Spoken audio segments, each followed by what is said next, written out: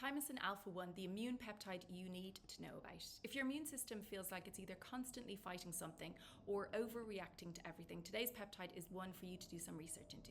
It's called Thymosin Alpha-1, and it's a peptide your body actually produces naturally. It comes from the thymus gland. That's the gland responsible for training your immune cells. As we age, the thymus shrinks, a process called thymic involution, and that leads to reduced T-cell production, chronic inflammation, and increased susceptibility to illness. Thymosin Alpha-1 essentially helps restore what time takes away. Here's what makes it really special. It's not an immune suppressant, and it's not an immune stimulant. It's an immune adaptor. In immunosuppressed states, think chronic infection, post-illness, it enhances T cells and NK cell responses, helping the body clear pathogens. But in hyperinflammatory states like sepsis or cytokine storms, it promotes regulatory T cells to calm things down. The same peptide doing two completely opposite jobs depending on your immune system and what it actually needs. Research published in 2025 confirmed it enhances both antiviral and antibacterial activity, working through toll-like receptors to activate the immune system's front-line defenses. This is where it gets really relevant for a lot of people watching. Thymosin Alpha-1 has been studied and used clinically for chronic viral infections, including Epstein-Barr, hepatitis B and C, Lyme disease, and other persistent viral conditions. In chronic Lyme and mould exposure specifically, it works by modulating the Th1 and Th2 immune responses, helping correct the chronic immune dysregulation that makes these conditions so difficult to shift.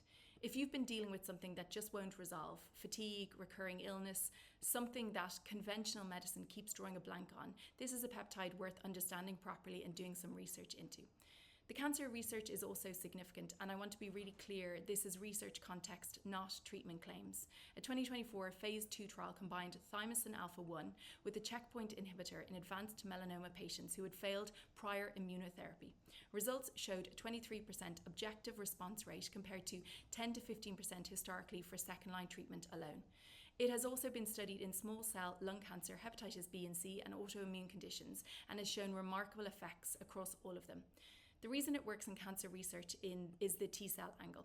It acts as an immune enhancer with potential role in immunotherapy-based treatments, essentially priming the immune system's own cancer-fighting cells to do their job more effectively.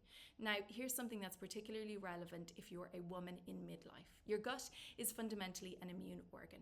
The majority of your immune system lives there, and gut issues, dysbiosis, leaky gut, IBS-type symptoms, are very often immune issues at their root. Thymosin Alpha-1 helps restore immune function by stimulating T-cell differentiation and modulating both dendritic cell and macrophage activity. And early research suggests this has downstream effects on the gut microbiome. Why does this matter specifically for women in midlife? Well, because the microbiome undergoes significant changes during perimenopause. Estrogen directly influences gut bacteria diversity. As estrogen fluctuates and declines, the gut environment changes, and with it, immune regulation. An immune modulator that works at this level is genuinely interesting for this demographic. Thymosin Alpha-1 has been approved and used clinically outside the US for decades. It was approved in over 35 countries for hepatitis B and as an immune adjunct in cancer therapy long before it started getting attention in the peptide research community.